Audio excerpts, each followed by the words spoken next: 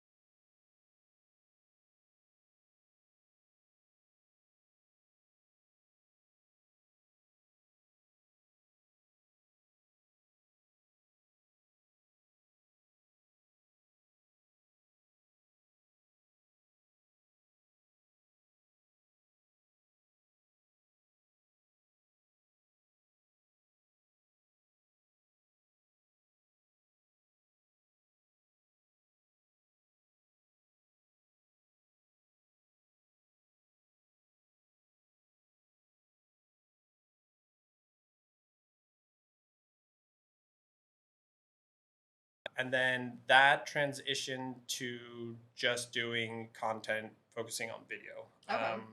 The social media stuff was great, but it was too much client facing.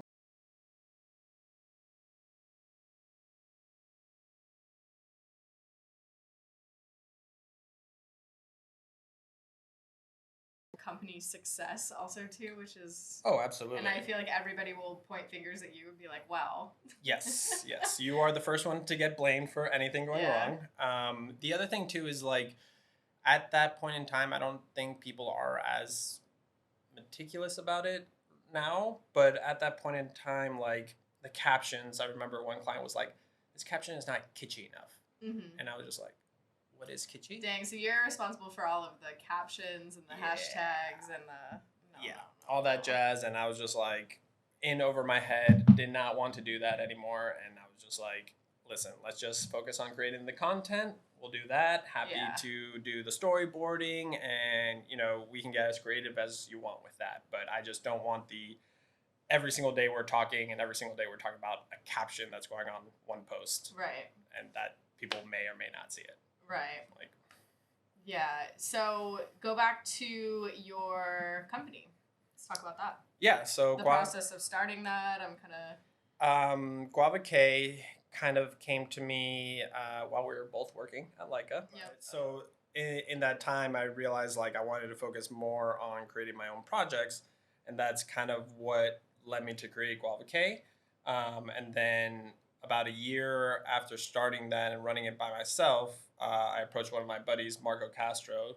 He was really good at sales, and to be honest, I don't like selling myself. It's one of those things. It's like, hey, you want to work with me or you don't? Like, I'm not gonna wine and dine you. Like, I'm just not that person. Yeah. But he is that type of person that's like, oh my god, yeah, we'll take care of every need. Oh, you want to go to lunch? Absolutely, on me. Like he's one of those people.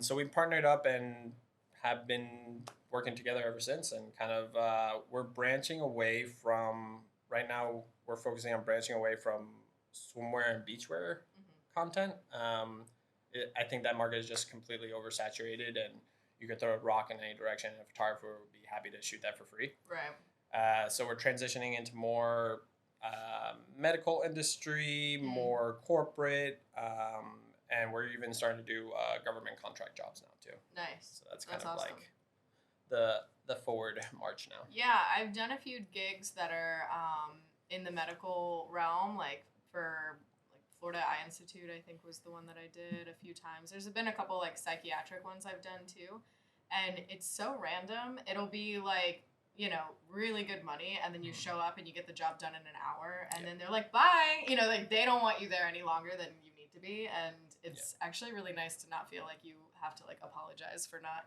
spending the amount of time that they originally allotted or anything like that. Yeah, like and not only that, I feel like they're always quick to pay. They're not penny pinching you. Like they see the value and what you're bringing to the table. Yeah, they know exactly what they need. How fast can we get it done? Yes. And call it a day. That's a good little branch to work in. Yeah, so that's kind of like what we're pushing in towards now. I would love to like get out of Florida as well, because from what I'm hearing from like friends in LA and New York, they're like, yeah, we go to a client and they don't even bat an eye at our rates. Yeah. They don't like question it. I think there's something about like South Florida, Miami industry in general, where people are just looking for the cheapest bargain price.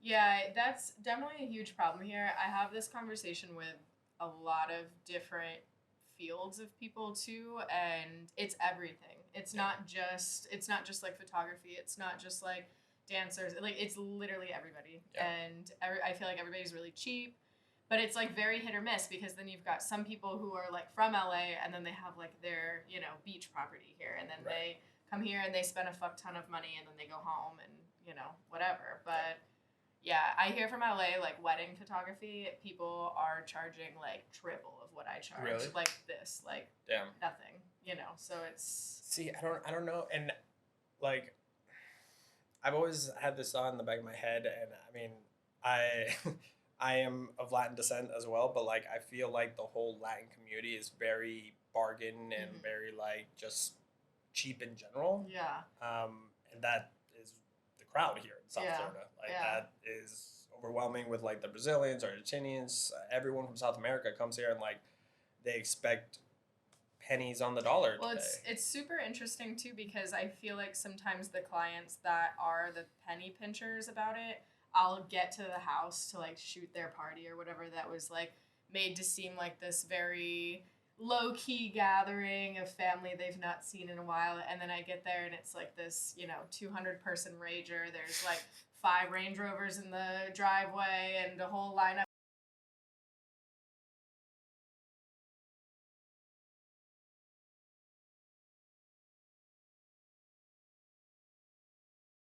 The ultra rich clients that end up being the cheapest ones. It's just so hit or miss. Yeah, it really is. And I mean, like, to your point that we were talking like beforehand too, is like clients will come to you and be like, hey, I need you in like an hour.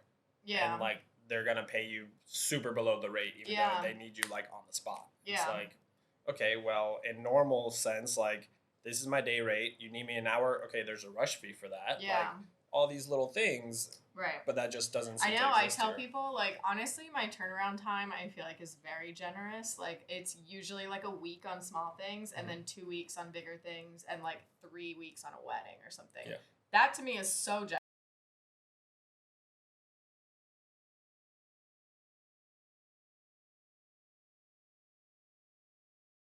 It's like, you times 6 for this week is my client, or something like that. And I'm like, it doesn't...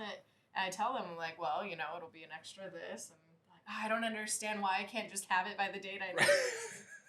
I'm like, you don't walk into a steakhouse and say, I need this shit to go. Like, it's not how that works. I can't. Wait, how long? So on average, it takes you like 3 weeks for a wedding? Yeah.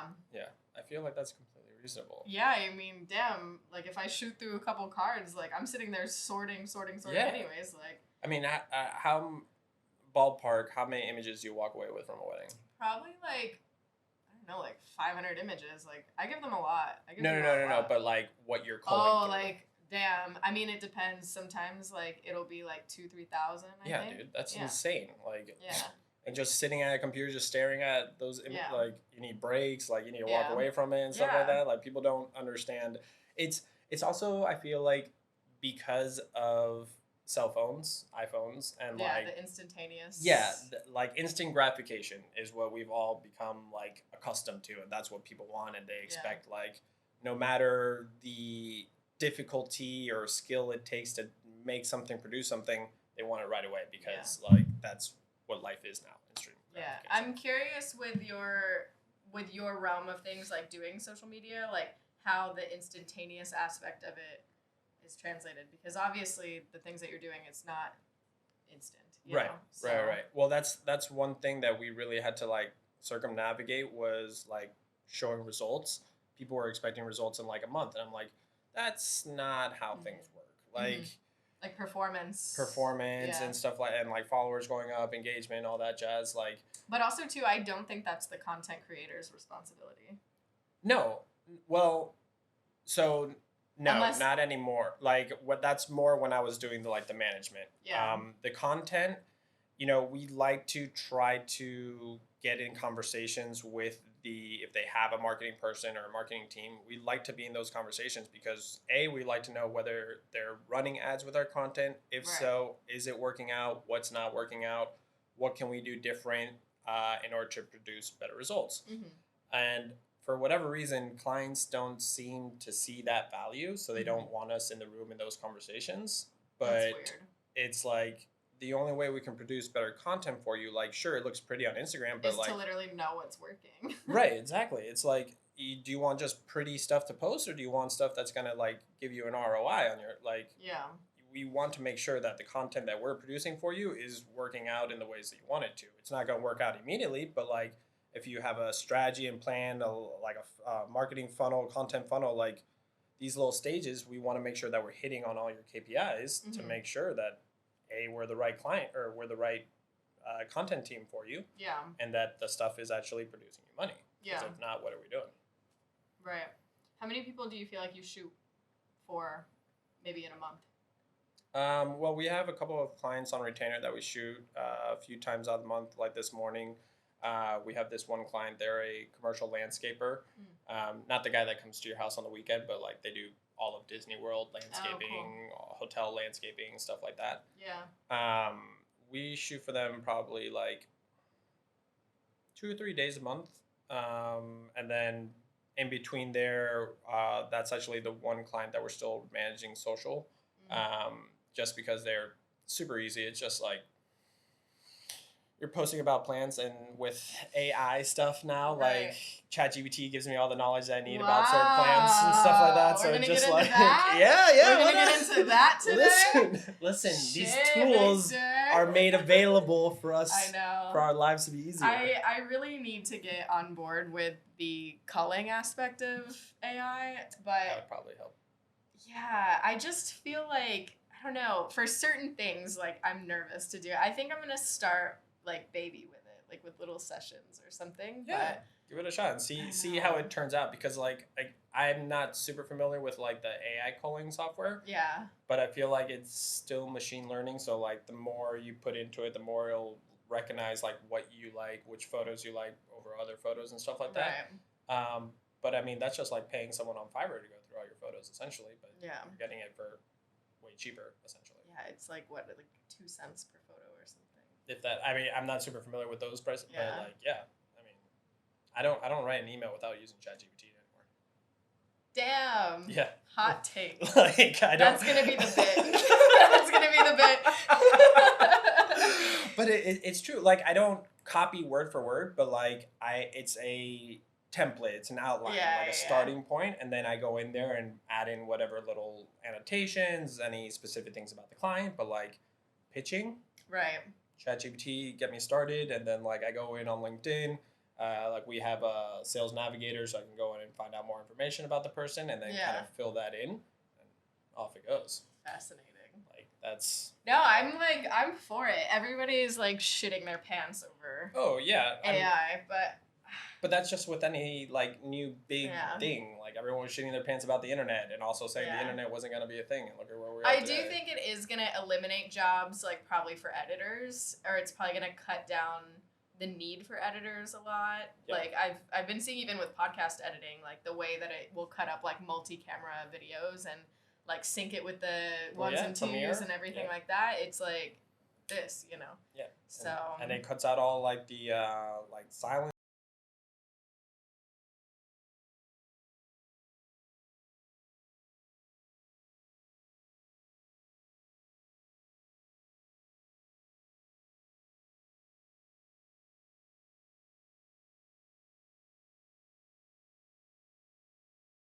See how you can apply it. Yeah, for me, if I was doing editing work, I think right now, I would find a way to utilize that and do an immediate turnaround. Oh, okay, this is the job. I'll have it to you in the morning. Right. Kind of thing. Like, and you can charge a premium for that. Exactly. So it's like, hey, my normal is like, I give it to you in 10 business days. If you want it tomorrow, this is the extra fee. Yeah. But you'll have it tomorrow. Yeah, but then it's them just leaning into AI. Yeah. Like, super hard. Yeah. But, damn, all right. It's a tool for the future. I mean, like, I'm starting right now. I just signed up for Midjourney. Have you messed around with that at all? I'm so old school. I don't mess around. Like, I'm so in my flow. I'm like the only photographer that does not like mess around with programs or like nothing. I've learned my little things, and I'm gotta like, expand. Yeah, expand. I'm like a little old man like that tells you back in my day we used to shoot film. That's me. I'm that old man. You know, that's actually one like specific industry. I haven't seen AI really mess around with like film. Yeah, they can't. I wonder. Can't touch this. Yeah, I have a friend that works in Kodak, and she said that right now sales are the most they've ever been.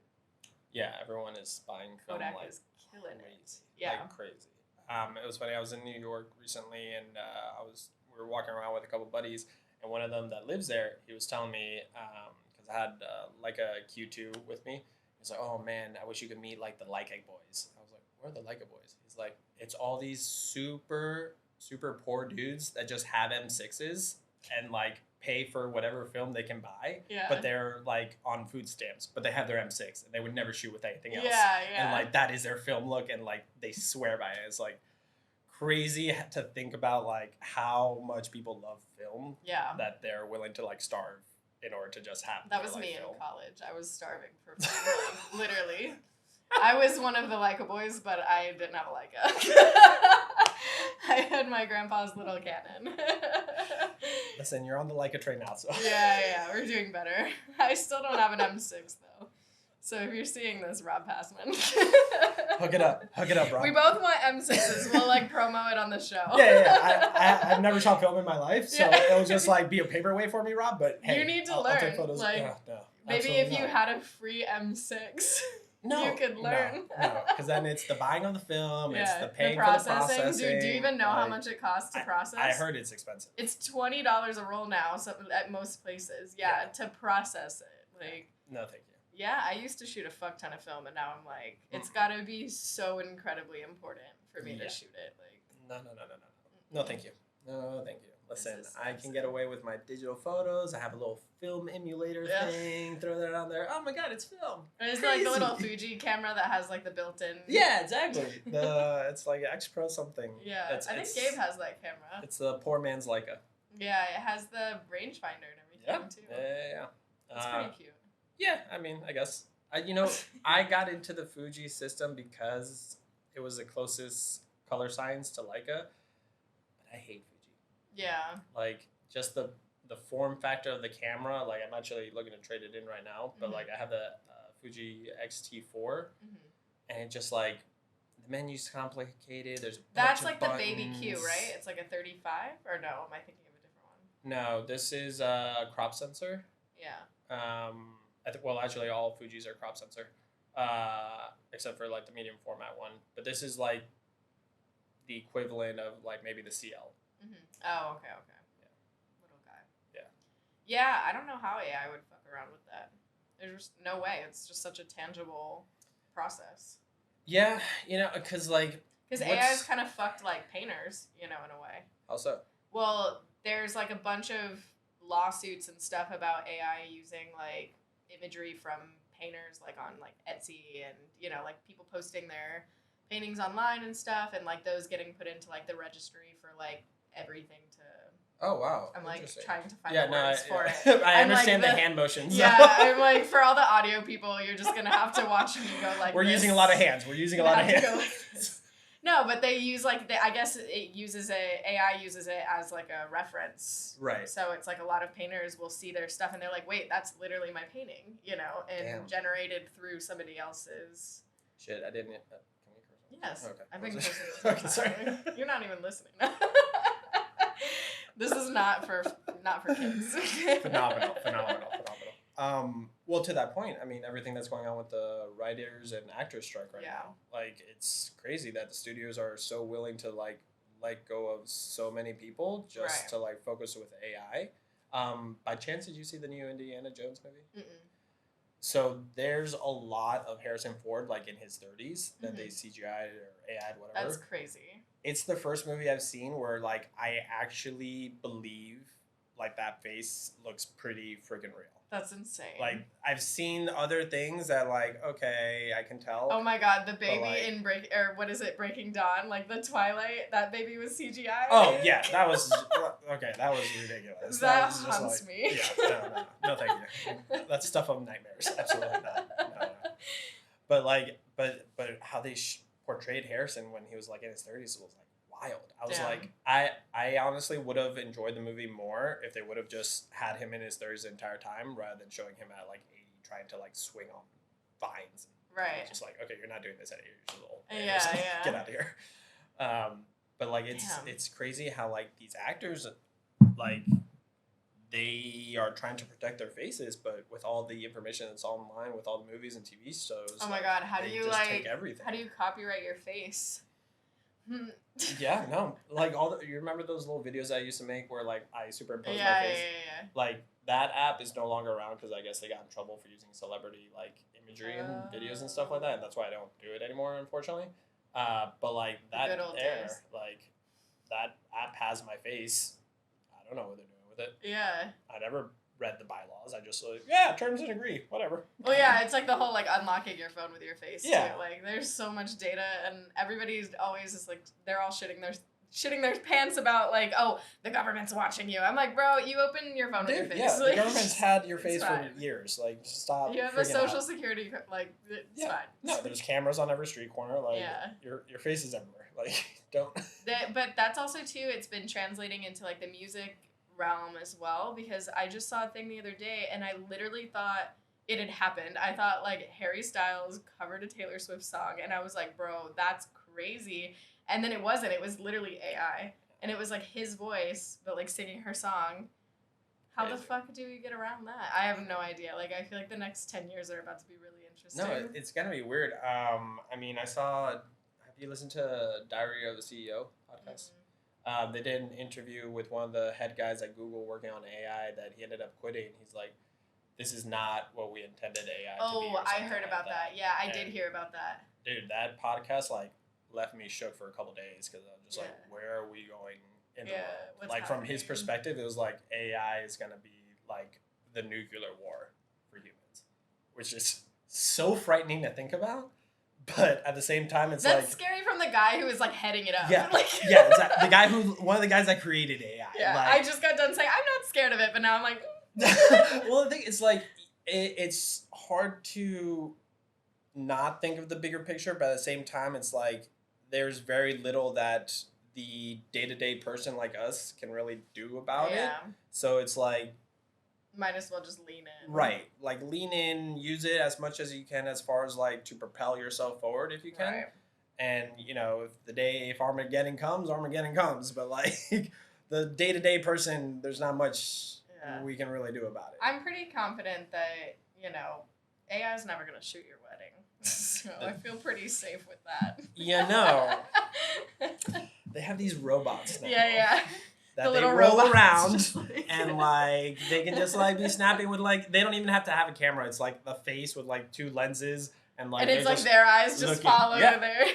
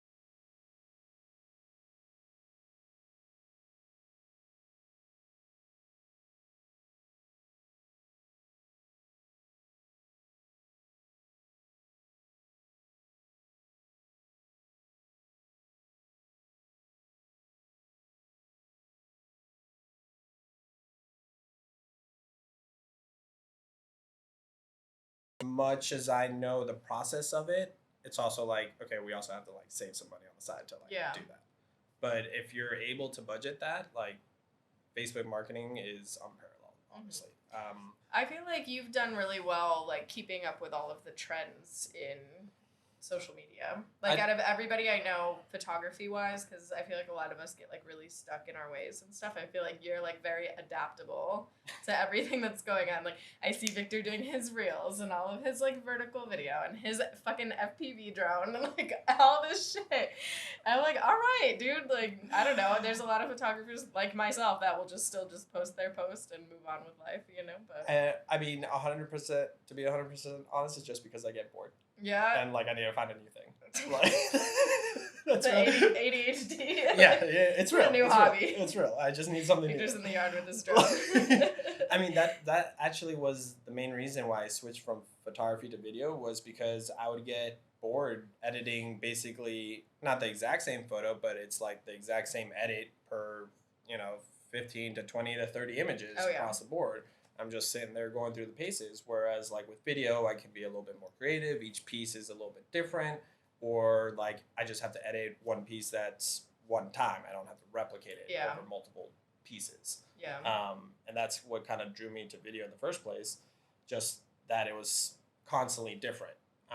And then on top of that, the story building of a brand is what really caught my eye. Like, I don't know if it's the content that you'd watch, but Yeti has a really cool YouTube channel where it's just they find people in the real world that use their products. Yes, and I've seen tell some stories of it. about them. And it's like, I mean, I've cried on some of them. They're like, they're great. They're great. They like suck you in, and like between the story, the music score, and like the visuals and stuff like that, it sucks you in. Yeah, like, Subaru does a good job of that too. Subaru? Yeah, yes. Dude. Some of their ads. Yes. I'm like, hell yeah, what am I even watching an ad for right now? And then it's like, it flashes to an SUV and I'm Baru like, yeah. I was like, damn, yeah, I do want a Subaru now. You're right. But yeah, they like, that's the power of video. It like pulls on those like strings, those emotional strings, which I love. And like, not to say that you can't do that with a photo or a series of images, but like, I don't know, with like the sounds and the visuals and stuff like that, it just, for me, captivates me more in a video than it does ever an image. Yeah, it's more sensory. Yeah, 100%. I love it. I really hesitated to get into it. I thought it was going to be like so hard. I'm not going to be able to learn it. What was like the tipping point for you? I don't know. I mean, I think it was kind of accidental where someone was like, I really need this in video, but I basically don't have time to like look for somebody to do it, and I was already doing it. It was like a 2-night gig. It was actually for Marissa. She's gonna have an episode on this. I recorded one of her dance. She has a dance theater. So I had recorded one of her shows, and she was like, I need like just like a wrap up video.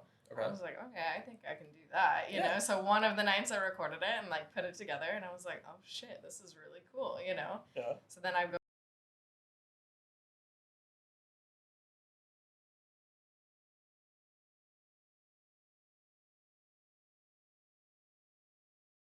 It's like once you can tap into the emotional aspect of using sound and stuff like that, I think it's really cool. How big of a learning curve was the video software?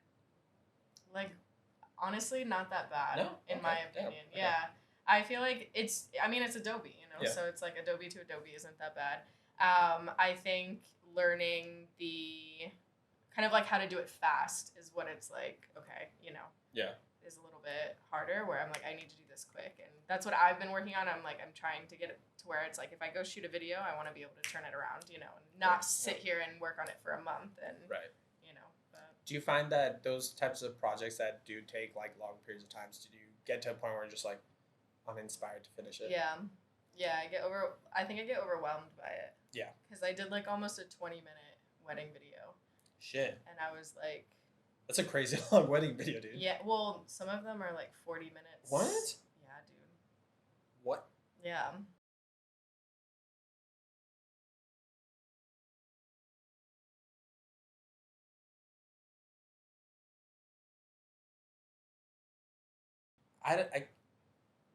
I mean, it's hard for me to sit through a 5-minute wedding video.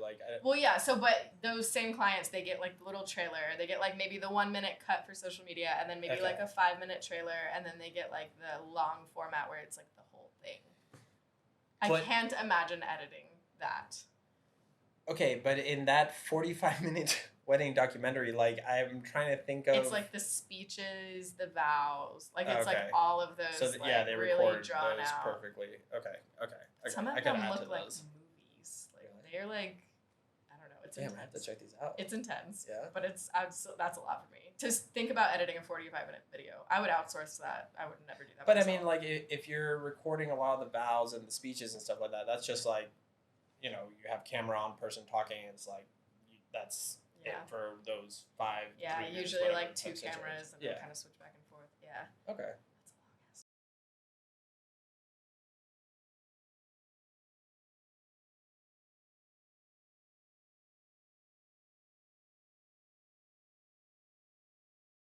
It's like throwing a white flag onto the screen. No, this is not possible. I'm sorry. Like that drone. Throw that thing. Oh my god. Victor has a story about a drone that he's not going to share with anybody. It's just like when you first start out on things, you're not very good at it, and you get distracted while flying, trying to get a shot, and you don't see the surrounding. At this point in time, the drones didn't have the sensors to tell you when it was close to things. Was this like what, 2 years ago? No, this is like, bitch. This is like, I want to say when they definitely had sensors. No. This was first iteration of the Inspire one, and this was, I want to say, I was still coming out of Miami ad school like 2014, 2015. Okay. Which just blows my mind that that's already like considered years ago. Yeah. That's crazy. It's like almost a decade ago. Anywho's, I digress. So I'm filming a shot from a bird's eye view of a model laying down, and I don't see or notice surrounding palm trees such as this plant. And it kind of just like smacks into the palm frond, shoots out over a canal, and just like drops. And I would cry. I honestly, I stood there for a second because it like hit the water and just started like bubbling. And I was just like in complete shock. Meanwhile, the model's like, oh my God, like freaking out for me. And I'm just like in complete shock. And then the next thing I know, my body just goes into fight or flight. I put the controller down. I dive into the canal, grab the drone. And it's just like completely ruined. And anyways, the shoot ended up wrapping up after that because obviously my morale was extremely low. I'm just like, fuck. There goes $3,000. Like, fuck. And on my way home, as I mentioned to you, I started to smell this like smokiness in my car. And I parked and I went to open the trunk of my car, and the battery that had fallen into the canal with the drone was just producing this thick, gross black smoke, and like it was greasy smoke too, because like I could feel it like on the windshield in the back and stuff like that. And I honestly thought this is how I end. This is how I go. This is gonna explode right now in my face, and this is Florida man explodes by death by drone battery. Honestly, is what Florida man death by drone battery is what the headline would say. And I'm not proud of this, but the only safe way I thought about exterminating this little bomb was to throw it back into the canal. It's where it wanted to be. Yes. To this day, it probably is still there. Someone probably found it by now. You always see those videos of people like finding cameras in like rivers and stuff. That's true. Somebody probably Yeah, actually, it could be true. But I will say I have seen plenty of fish swimming around there post that incident, so I didn't like kill any ecosystems. So that was a big concern for me at the moment. I felt really bad about it for like a couple days. This is an environmentally friendly channel. Listen, I do my part. I try to recycle, even though I'm not sure if they actually recycle in the state. They don't in Miami. Yeah. Exactly.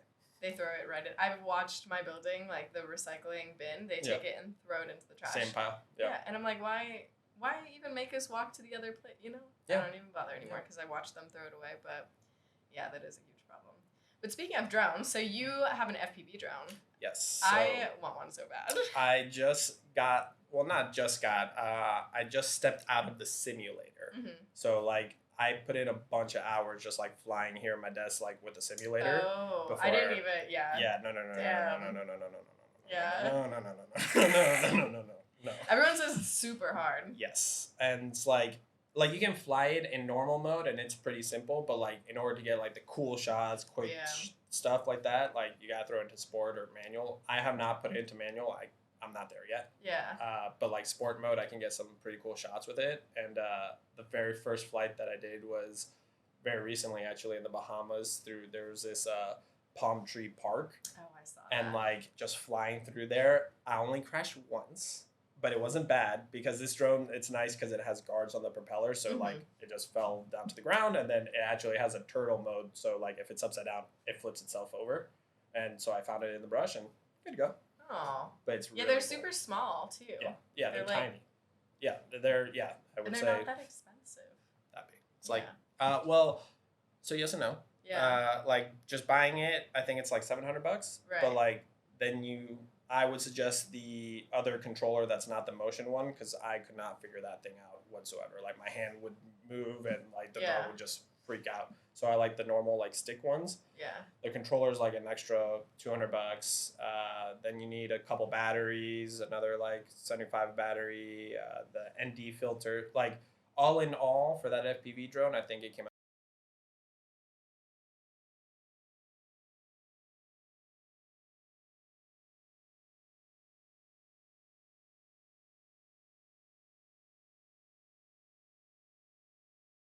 All the crap that you need for everything. For just creating content. Yeah. Like now, that's not to say that people are out here creating content with their iPhone 14 and for sure, making beautiful things. Yeah. But we are not those people. I personally hate doing that. Yeah. I like hate creating on my phone. I've gotten jobs where I've shown up like with my camera. Yeah. They're like, actually, we're just gonna have you do it on the phone, so we just have it. I'm like, okay. Yeah, but also too for me, I'm like, oh, this is kind of nice because this is the same rate. Like I'm already here, like. That's true. That's true. But yeah, I've had that before. They hand me somebody's iPhone and they're like, just record, take pictures, whatever. I'm like, okay. That's so weird. That's something that my business partner and I have like kind of bounced ideas back and forth. It's like some clients with low budgets, it's like, yes, we could take on this job, but we're going to come out there with an iPhone and an iPhone gimbal, not our cameras, our drones, and all that stuff like that. And not like 20 hours of post-processing. Right, exactly. Yeah. It's like some clients are like kind of into it, and then some clients are like, oh, well, then why can't I just do it myself? And we're like, you can. I don't know. You certainly can if you want to try. Yeah. But you're clearly trying to outsource this, so like, why does it matter the equipment that we use? Like, you're kind of paying us for our knowledge and skills. Yeah. But, that's the other thing too. It's like some clients, when they see the big cameras and all the gear, they're like, okay, this is what I'm paying for. Which in reality, no. Like, I mean, I get it if you're like using like an RE Alexa or something like that for a big production, but like for most of these brand jobs that we do, we 100% can get away with just shooting on an iPhone. Yeah. But like we don't. We bring out all the stops and all the bells and whistles to like show value to the client. Yeah. Because that's what they value. It's like, oh my God, look at all this gear. This is going to be amazing production. Oh my God, Spielberg, yes. Like, I'm just like, I mean, I can get away with like a GoPro if I really wanted to. Yeah. Yeah, the GoPros are great now too. It's just like people's perception of gear and content. Like, it's just, I don't know.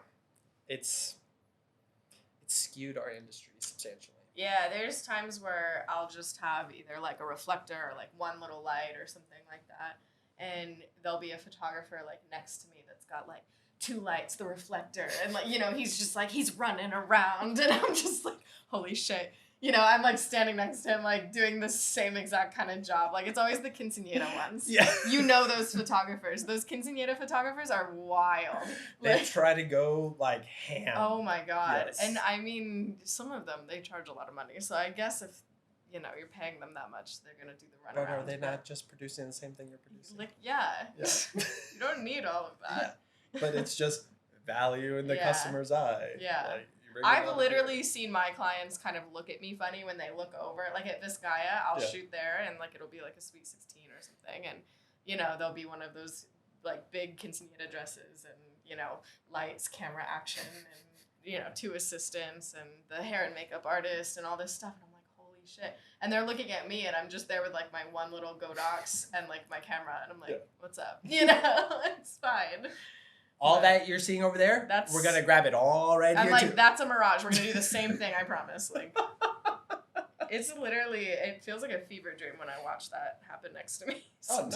Oh, no, 100%. Like, to that same point, like, I'll see behind the scenes of stuff on social of, like, different campaigns. They have all this gear, these, like, huge scrims and, like, all this stuff. And I'm just like, I could totally shoot that with just, like, my camera and maybe one little script. Like, you don't need all that. No. You don't need it. No. It's just, you're doing that just to, like, show your value or show that you're top notch, whatever. Yeah, me and Jose were watching music videos the other day and we're like dissecting how they've shot everything. And I was like, there would be times where you can tell it's literally like a handheld shot and the videographer is just like moving in and out and just has like a panel on the camera.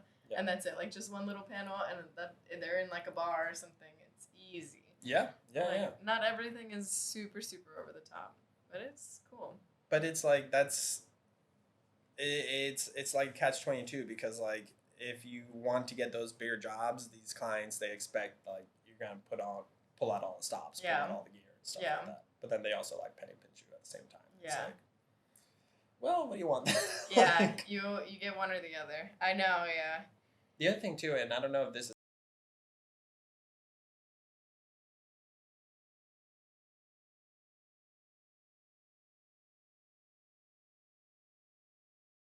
can't one person do both? Oh my God! Story of my life. I'm just Story of my life. Yeah. I don't know. Can you clean teeth and operate on my heart at the same time? Like what? Like, no, what do you mean? No, it's truly incredible the way that people think that photographers and videographers can do every single fucking position. Where it's like they want like the little BTS and then like on the phone, and then they want you to take photos, and then you want video also. Oh well. I don't understand why we have to hire 2 people, but that's because there are people out there doing it, is the thing. I know. But not doing it well. Right. That's the thing. It's like you're cutting costs by having one person do multiple jobs. But you're cutting the quality of each job. Exactly. And it's like you're not getting that person's full talent per photo, per video, per BTS. Like, that's all 3 different jobs. Like, I've done a few things where if I'm doing like a video for somebody, I'll take a few photos. Like a few. Sure. You know, if it's something, whatever. Or if I'm doing like a photo job and there's a lot of downtime, I can throw out a little vertical reel that's 20 seconds or something. You know, that's not a big deal. But like if they're coming to you and we want X amount of photos and we want X amount of videos, like, dude. I just lost a gig like 2 days ago because of that. They wanted, it was like a 4-hour long event. And it was like a party and they had like a timeline. They had speeches. They had all this stuff. They wanted all the speeches recorded. And then they also wanted like a wrap-up video separate to the speeches. But then they wanted me to also photograph the party. And I said, listen, like my videos are more like cinematic. You know, like if somebody's speaking, I might be moving around them or I might have 2 different angles. You know, like it's not going to just be like putting this on the tripod and hitting record. Like, that's not what you're getting. I told them, I was like, I can do that if that's what you want, but you can't do this as one person. Yeah. No. And they're like, I think we're just going to pass. I was like, okay. No, it's 100% true. Like, we've lost out on jobs we've lost out on jobs on, like, photographers that I've assisted for and, like, respect their work and stuff like that, but they are taking on those 2 roles. Yeah. And I'm just like, you know, I have the conversations with them. I'm like, dude, A, are you not sacrificing quality on either job A or job B? And 2, like, do you not want to be valued for doing 2 jobs? Yeah. Like, you're basically cutting your rate in half and supplying the client with 2 things where, like... Right. Like, if you want me to truly do both, you have to pay as 2 separate services. Yeah, 100%. Like, I'll be there, I'll, like, you know, whatever, but you have to pay for both. But people don't want to do that. No, and not only that, if you think about it, like, okay, let's say a client comes to us and it's like, all right, we're going to shoot half a day, and our half days are usually up to 4 hours. In those 4 hours, we want to shoot 20 looks. Okay, you want to shoot 20 looks, photo and video? Because one person doing that, we're never going to be able to do that in those 4 hours. Right. Like, You need to have the photo guy snap. Okay, she moves on to the video guy. I'm filming while he's snapping the next person, and we go along doing that. And also too, your setup is different. Like you got like for me, I'm blind. Like I need my monitor. I can't see. Like if you want me to really have this shit focused, and then you're like unplugging and you gotta take the gear. Like no, man, because I can't be shooting with my monitor. It's just people don't understand. Yeah. But no, I'm on that same page. It's one of my top struggles that people want me to do both at the same time, and I just it's honestly like something that's really affecting downgrading our industry. Yeah, it's really damaging. Yeah, and I tell people, because I do know a few people who do it, I'm like, you shouldn't take those jobs, like, or you should tell them like, hey, no, I need to outsource the videographer. Like, I need 2 different people. But there's people who will just take it for the money, and I mean I get it, but listen, we all started off somewhere, and like we build and stuff like that, and I understand that, but it devalues everybody else's. Right. Like you should only really be allowing yourself to do that if like you're really starting out and like you need this for your portfolio. But like if you have a pretty solid portfolio, you should be able to differentiate yourself and be like, look, this is my rate for just photos, this is my rate for just videos. If you want both, you have to pay for both. You have to pay for both. Like, it's my effort and time that I'm doing here. Like, Like we keep coming back to this topic on my show, this whole concept of saying no to things that I need to have a separate podcast it's called Just Say No. It's funny because like that's something that I personally have had to learn. And it's certainly hard for me to turn down things. Me too. Just because like, okay, it's a couple $100 below my rate and stuff like that, but at that same time, it's like, then why do you even have a rate? Right. Like, why even have that if you're willing to just open yourself up to any job? Because, like, let's say that Tuesday, man, you spent like $300 over the weekend. It's like you could really use some money to like circumvent that back into your like account and stuff like that. And it's like we've missed out on some jobs that I've really wanted just because they were shy of our rate. But like at that same time, like the client also not all of them, but some of them have like been like, okay, we understand, like we just don't have the budget for it right now. Hopefully, like in the future, we will. Yeah. And like we've had not a lot, but like a couple of clients come back to us later down the road. We're like, hey, we have a bigger budget for this, and we'd love to finally work with you. I've had people come back to me in regret that they didn't hire me. That's always interesting. When you quote them the budget and then they say, oh, well, that's not in my means or whatever. Mm-hmm. And they don't hire you. And when they come back around to you and they're like, I wish I would have just hired you. I'm like, oop. Yep. Yep. Listen, we all learn our lessons sometimes. Like, you get what you pay for. Didn't we talk about that? Because sworn I mentioned it. Yeah. Yep. No, but I mean, it's always, it's interesting to hear other people's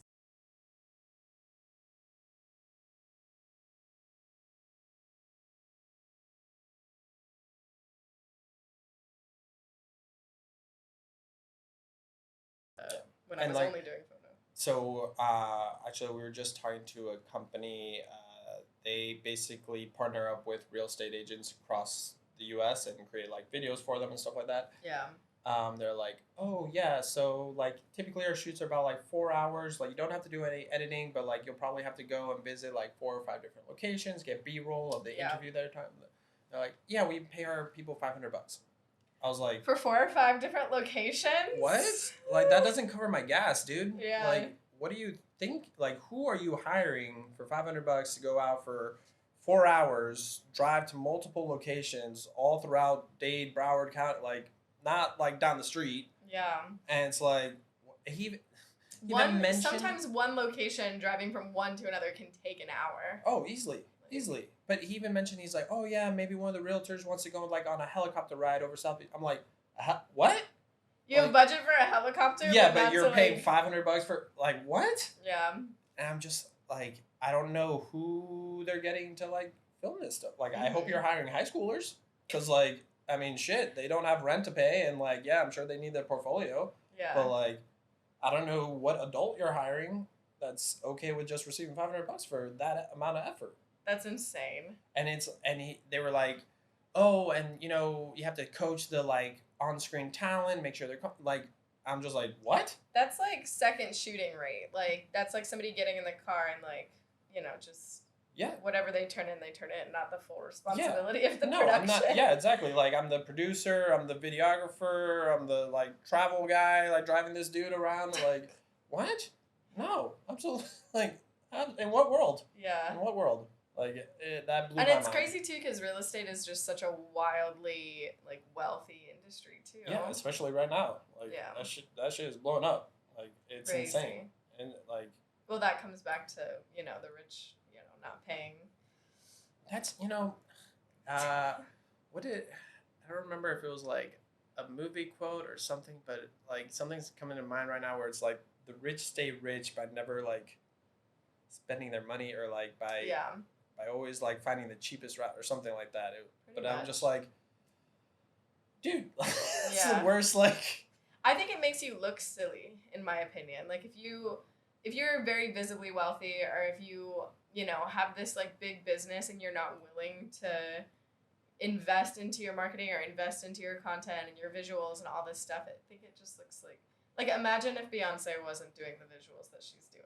Yeah. That would be and I'm sure she pays her team very well. Yeah, it would be like so stupid. It's like if you have so much money and we know like you have money and you know that you're thriving, you're doing all these things and you're not putting it back into like your own content, your own work, I think it's lame. Yeah, absolutely. Like all these people are here to make you look better. Yeah. Like I read something about like how Taylor's tour is making so much money, but like she's paying everyone like extremely well. Yeah. It's like they all make her look really good. Like she makes herself look good. But she like gave all the drivers like $250,000 each. Like that's a person that values her crew, that values the talent that's around her, and like I've in love with her forever, but like I applaud her for that as well. Victor's like I would like the role of husband in the crew. Always open to that. Always open to be a stay-at-home husband for Taylor and take care of our cats and live in a brownstone in New York. Super proud of her. Yeah, she's in my opinion she's really really doing it right with everything. Like the entire production is insane. Yeah. Someone said the other day they're like the entire economy is being carried on the backs of two blondes right now, talking about Barbie and Taylor Swift. Like these two girls are carrying the economy. What's the director's name? Greta Gerwig. Okay, I was trying to remember what movies I've seen her in.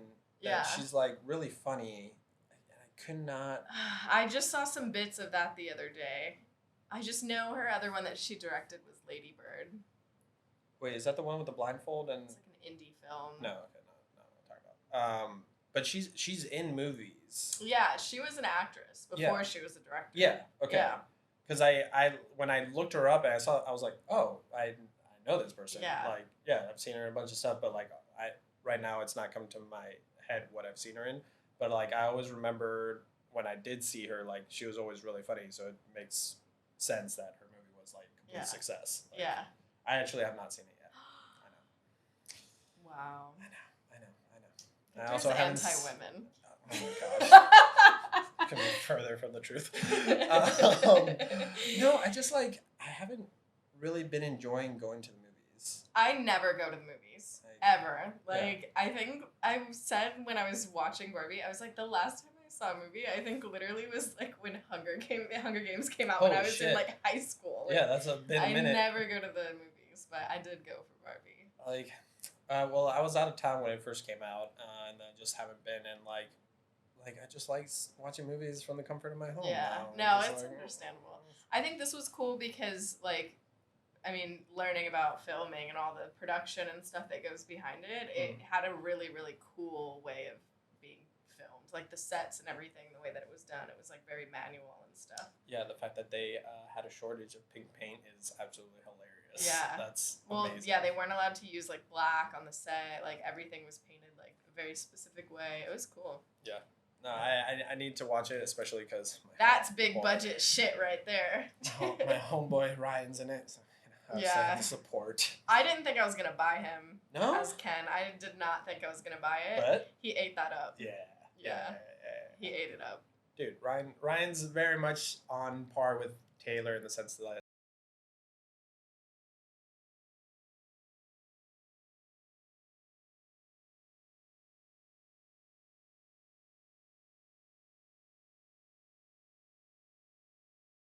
right now out that you could have shot? I could have shot. Not in the sense that you could have, like, you have the ability to, but like the if you see a movie and you're like, damn, I wish I would have been able to do this or something. I would have dream. I would have shot Asteroid City way better. Okay. I really was disappointed with that movie. But that's like your dream movie to.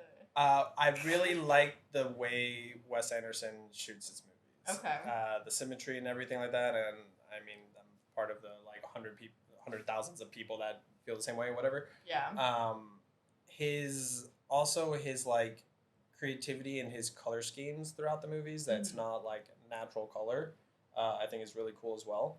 And just like the camera movements that are not the camera movements that you see in social media, they're like very meticulously planned. Each movement is got a specific reason for it and everything like that. I think is very, very interesting. Yeah.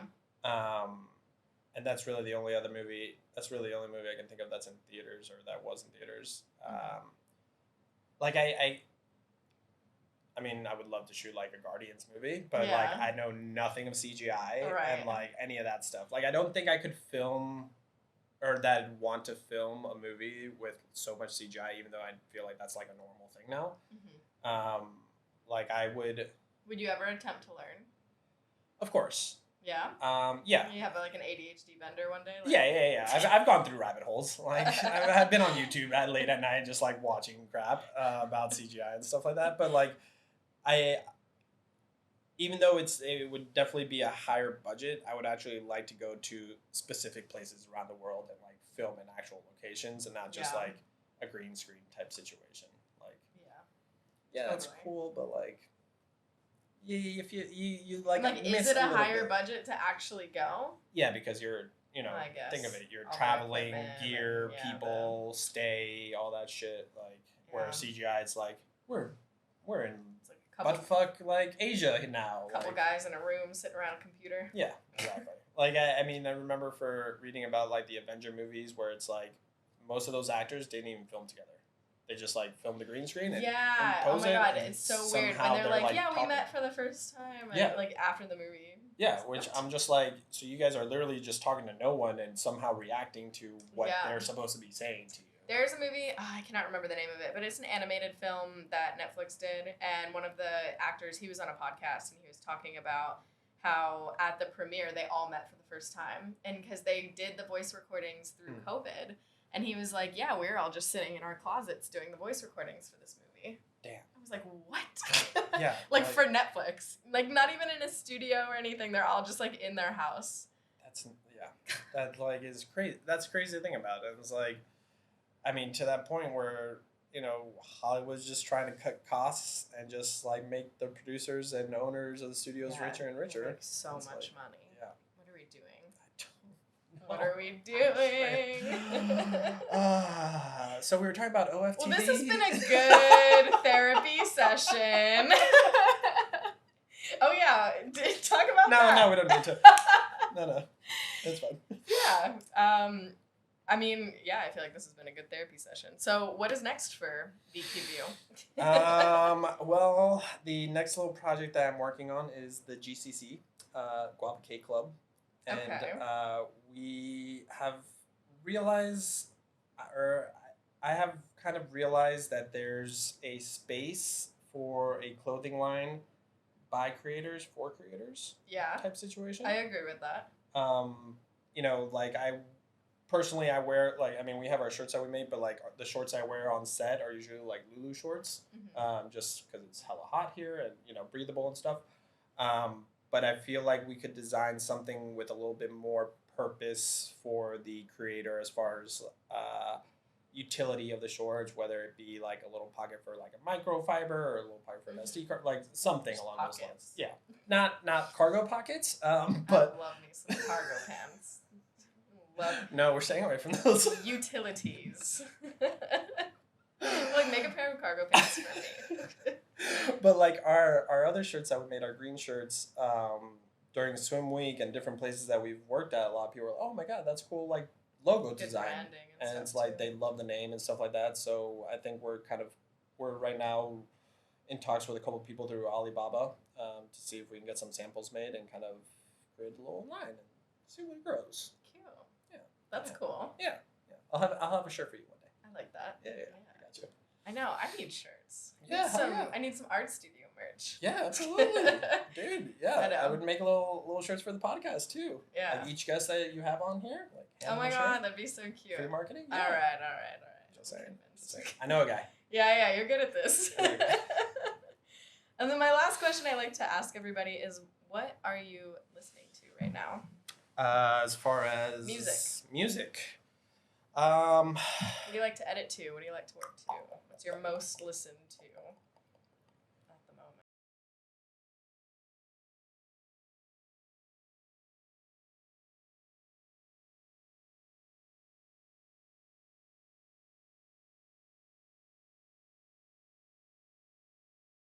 Chill vibe, I guess, to it. Or like if I'm want like exciting Taylor is like blasting in the car, I'm trying to get over traffic and not get upset about people cutting me off. Yeah. So I try to be in a happy Try mood. not to kill people, so you listen to Taylor Swift. But no, I actually have it up on my computer screen right now, and I'm gonna butcher the name of it. But Bin Radio? No idea. Actually, I think you would like that band. Okay. It's very like, I don't know if this is the correct word for it, but like lo-fi? Okay. Yeah, it's like that like kind that. of like loungy, chill music. Yeah. And that's usually what I edit to. But that's just for photos. When I'm editing video, I don't listen to anything. Oh, yeah, me neither. Because like I'm listening to music or audio or something like that. It's like, I don't do that. But the other thing too is podcasts have really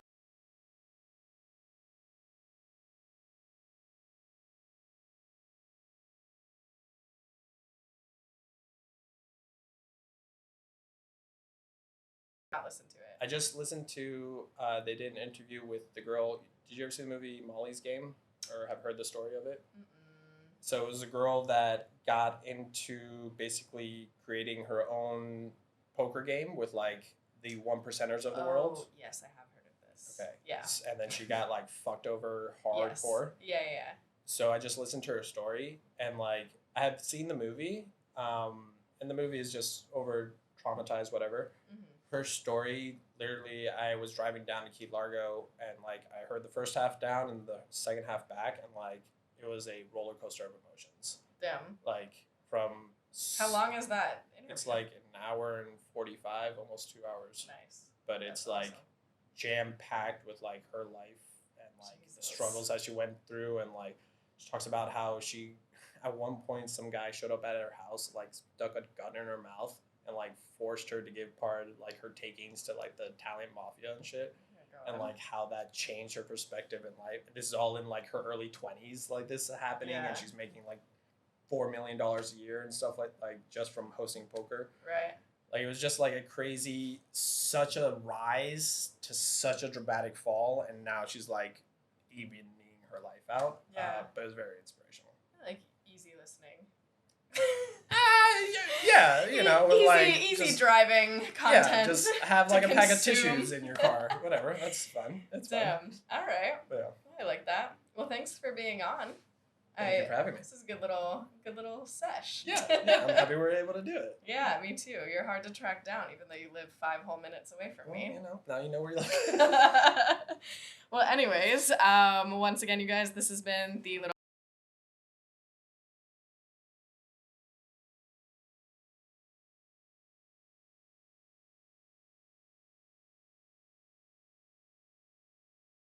I don't know what that is. You know, this is shaka.